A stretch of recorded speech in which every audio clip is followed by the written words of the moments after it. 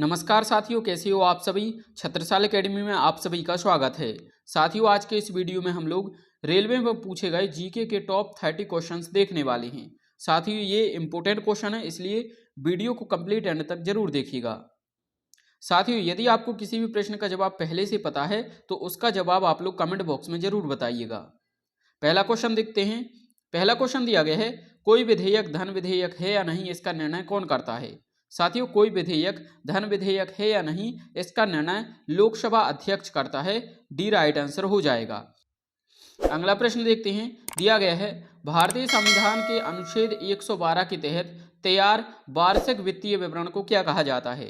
साथियों, अनुच्छेद 112 के तहत तैयार वार्षिक वित्तीय विवरण को बजट कहा जाता है। सी हमारा राइट आंसर हो जाएगा।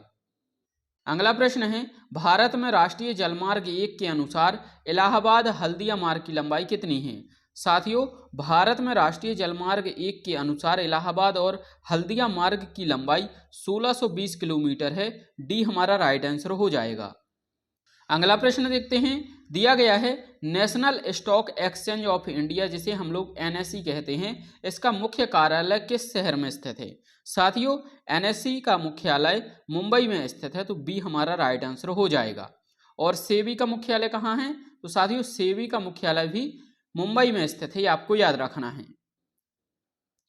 अगला प्रश्न है, कर्नाटक का कंबाला त्योहार किससे संबंधित है। साथियों, कर्नाटक का कंबाला त्योहार किससे संबंधित है, तो यह साथियों भैंसों की दौड़ से संबंधित है। बी राइट आंसर हो जाएगा।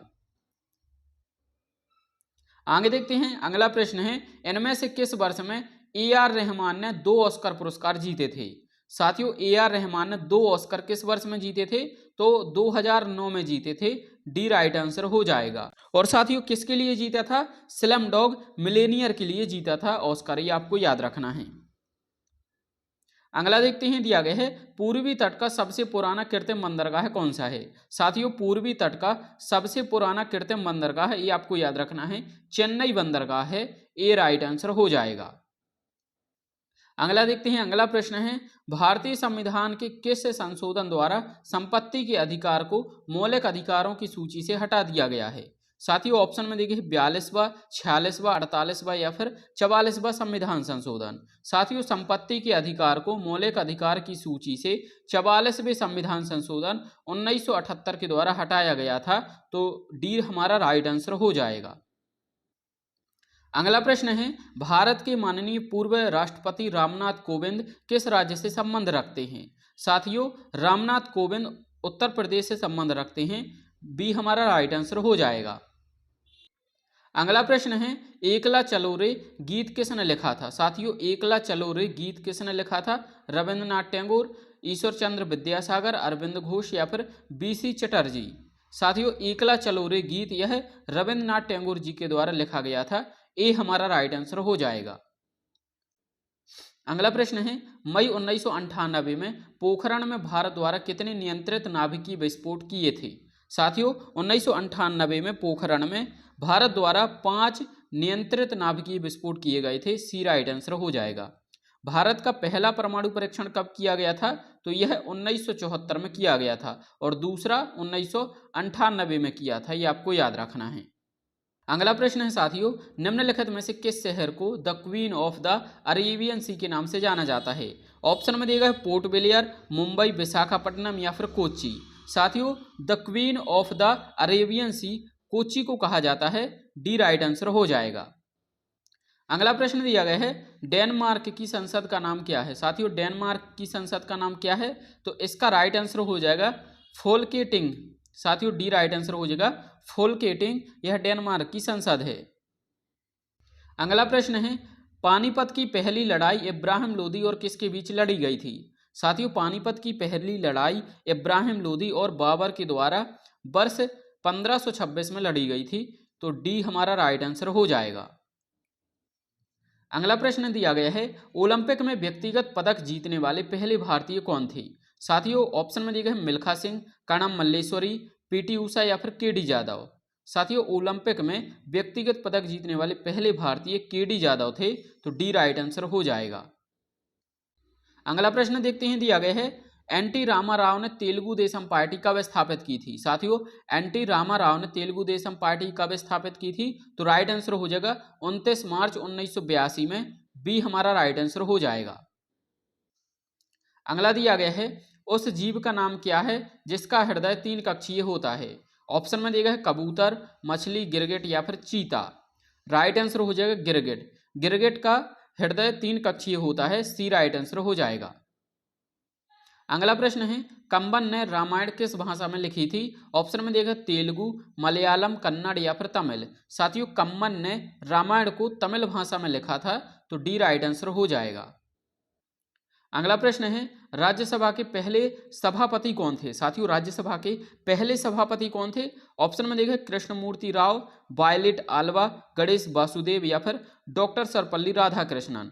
साथियों, राज्यसभा के पहले सभापति डॉक्टर सर्वपल्ली राधाकृष्णन थे। डी राइट आंसर हो जाएगा। आगे देखते हैं, अगला प्रश्न है, भारतीय राष्ट्रीय ध्वज किसने रूपरेखित किया था? इंपोर्टेंट क्वेश्चन है, भारतीय राष्ट्रीय ध्वज को किसने रूपरेखित किया था? ऑप्शन में देखा पट्टनाभन, बंकिम चंद्र चटर्जी, पिंगली वेंकैया या फिर एनी बेसेंट। साथियों, राइट आंसर हो जाएगा पिंगली वेंकैया ने भारतीय राष्ट्रीय ध्वज को रूपरेखित किया था। सी राइट आंसर हो जाएगा। अगला देखते हैं, दिया गया है, नाबार्ड की स्थापना कब हुई थी?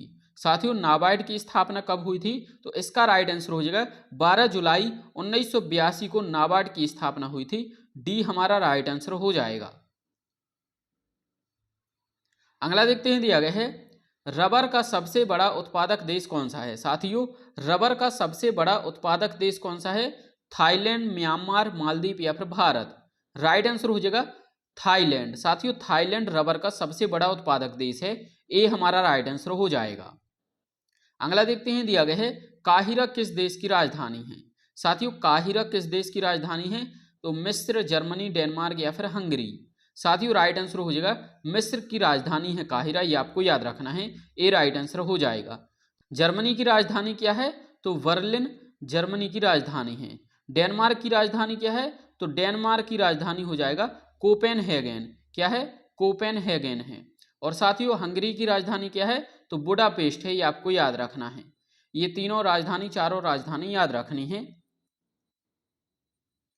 अगला दिया गया है, संसद में केंद्रीय बजट कौन प्रस्तुत करता है? साथियों, संसद में केंद्रीय बजट कौन प्रस्तुत करता है? विदेश मंत्री, वाणिज्य और उद्योग मंत्री, गृह मंत्री या फिर वित्त मंत्री। साथियों, संसद में केंद्रीय बजट वित्त मंत्री प्रस्तुत करता है। डी राइट आंसर हो जाएगा। अगला प्रश्न दिया गया है, डीएनए का पूर्ण रूप क्या है? साथियों, डीएनए का पूर्ण रूप क्या है? इसका राइट आंसर हो जाएगा deoxy ribo nucleic acid. D right answer हो जाएगा। नेक्स्ट क्वेश्चन है, एंडीज पर्वतमाला किस महाद्वीप में स्थित है? साथियों, एंडीज पर्वतमाला किस महाद्वीप में स्थित है? यूरोप में, ऑस्ट्रेलिया में, दक्षिणी अमेरिका में या फिर अफ्रीका में। साथियों, इसका राइट आंसर हो जाएगा एंडीज पर्वतमाला दक्षिण अमेरिका में स्थित है। सी राइट आंसर हो जाएगा। अगला देखते हैं, दिया गया है, विश्व में किसी देश की प्रधानमंत्री बनने वाली प्रथम महिला कौन थी? साथियों, विश्व में किसी देश की प्रधानमंत्री बनने वाली प्रथम महिला कौन थी? तो राइट आंसर हो जाएगा सिरिमाबो भंडारनायके थी। डी राइट आंसर हो जाएगा। अगला प्रश्न दिया गया है, द्रोणाचार्य पुरस्कार किस वर्ष में स्थापित किया गया था? साथियों, द्रोणाचार्य पुरस्कार किस वर्ष में स्थापित किया गया था? तो राइट आंसर हो जाएगा 1985 में स्थापित किया गया था। अगला प्रश्न है, चंद्रवरदाई किस राजा का दरबारी कवि था? साथियों, चंद्रवरदाई किस राजा का दरबारी कवि था? पृथ्वीराज चौहान, हर्षवर्धन, अनंगपाल या फिर राणा प्रताप। साथियों, राइट आंसर हो जाएगा चंद्रवरदाई पृथ्वीराज चौहान का दरबारी कवि था। ए राइट आंसर हो जाएगा। साथियों, आज का अंतिम प्रश्न देखते हैं, दिया गया है, ऊष्मीय ऊर्जा की एसआई इकाई क्या है? साथियों, ऊष्मीय ऊर्जा की एसआई इकाई क्या है? ऑप्शन में देखा है फारेनहाइट, केल्विन, डिग्री सेल्सियस या फिर जूल। ऊष्मीय ऊर्जा की एसआई इकाई जूल है। डी राइट आंसर हो जाएगा। इसका आंसर आप लोगों को कमेंट बॉक्स में बताना है। दिया गया है, भारतीय रिजर्व बैंक की स्थापना कब हुई थी? जो भी सही आंसर है आप लोग कमेंट बॉक्स में जरूर बताइए।